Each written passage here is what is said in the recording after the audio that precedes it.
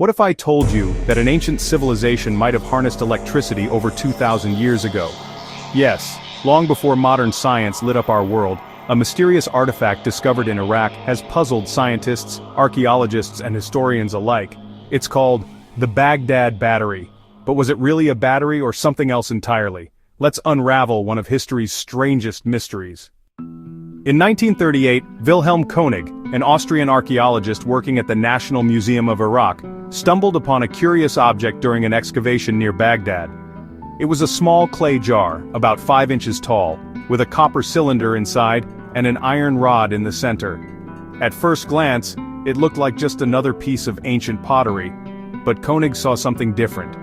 Could this be an ancient electrochemical cell? When filled with an acidic liquid like vinegar or lemon juice, the Baghdad battery could potentially produce a small electric charge, just enough to make a faint spark or cause a tingle.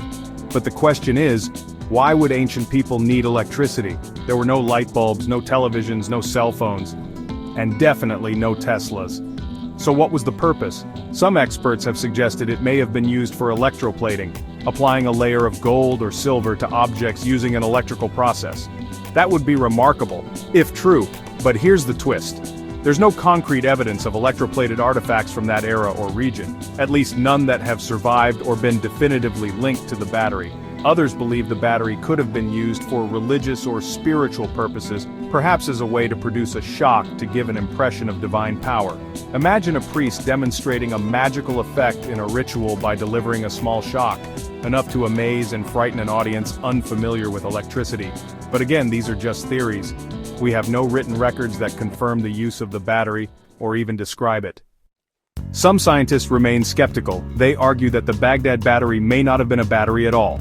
It could have simply been a storage vessel, used to hold sacred scrolls or chemicals. The iron rod may have served as a stopper, and the copper tube might have just been structural reinforcement. In other words, maybe we're just projecting modern interpretations onto ancient artifacts. Still, experimental reconstructions of the Baghdad battery do produce electricity, albeit in small amounts. In the 1970s, Willard Gray built a working model of the battery. When filled with grape juice, it generated around 1 volt of electricity. Not much by today's standards, but certainly enough to create interest. The problem? No wires, no circuits, no applications found alongside it. It's like finding a key without a lock. So what does that tell us? Maybe ancient civilizations were more advanced than we give them credit for. Maybe knowledge was lost through wars, natural disasters, or the simple erosion of time.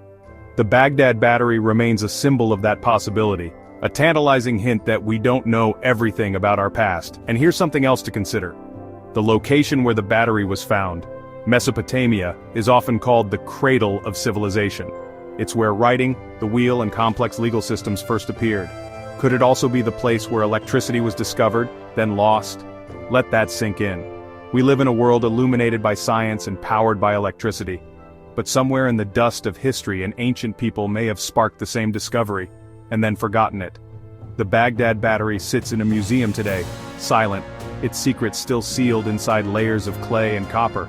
And yet, its very existence challenges our assumptions. Are we the most advanced humans to ever walk this earth? Or are we just rediscovering what was once known and lost? The mystery continues, and perhaps it always will. Until next time, keep your mind open and never stop asking questions about the old topics of our world, because history doesn't just tell us where we've been, it whispers hints of what we've forgotten.